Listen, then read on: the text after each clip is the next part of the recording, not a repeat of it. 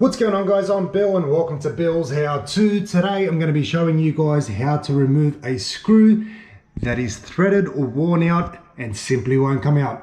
Let's get straight into it, guys. Let's do this. Alright guys, so I need to remove this door here to do some work, and that means I need to remove the screws from the hinges. Now, the top and the bottom one came out nice and easy. They're original screws. This one right here is giving me a little bit of trouble, and as you can tell there, it's rounded, it's worn out on the inside, and if I try and back that off,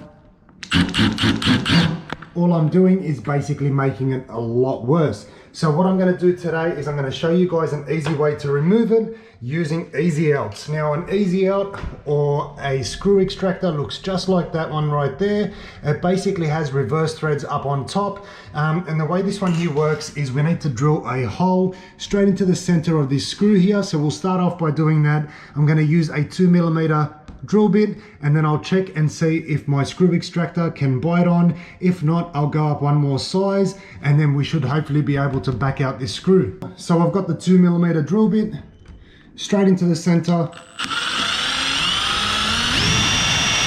So now we can take the easy out or the screw extractor, put it in the hole, and see if we can get that to bite on. So we need to turn this anti-clockwise, and at the moment the hole is still a little bit too small, so I'm going to go up one more size, use a 2.5mm drill bit, drill that hole.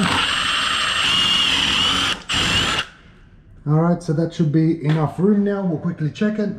Once again, anti-clockwise, and I can feel that wanting to bite now. So if I put on a little bit of pressure, it's actually locking on. So we'll put this now in my drill, and now we can put it inside that little hole, put a little bit of pressure on, and just back it off. You can see there it's coming out, and that's how you do it, guys.